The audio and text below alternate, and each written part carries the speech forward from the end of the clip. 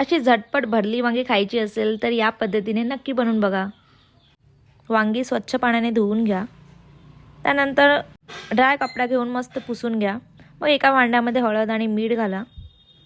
वांगी कापून घ्या, 4 भाग करा आणि त्याच पाण्यामध्ये आणि त्या हळदीच्या पाण्यामध्ये टाका। थोडा वेळ तसंच ठेवा। स्टफिंगसाठी शेंगदाण्याच्या कुटामध्ये हळद, मसाला, गरम मसाला, मीठ घाला आणि वरून कोथिंबीर घाला। मस्त मिक्स करून घ्या। लास्टला थोडा ऑइल घाला आणि मिक्स करा। त्या वांग्यामध्ये मिश्रण भरा। थोडं स्टफिंग बाजूला काढून ठेवा। आता आपण वाटण बनवूया। वाटणासाठी टमाटो, कांदा, लसूण, आलं आणि कोथिंबीर मिक्स करून घ्या। एका भांड्यात तेल घालून तेल तापल्यावर मोहरी आणि जिरं घाला आणि थोडंसं हिंग।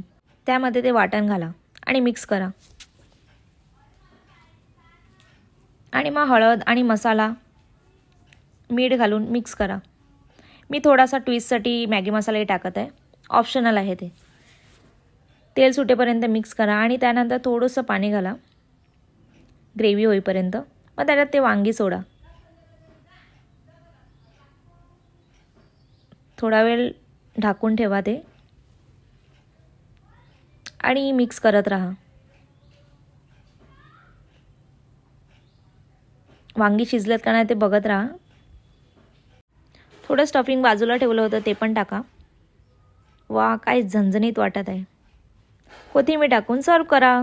ही आहे झटपट भरली वांगी रेसिपी।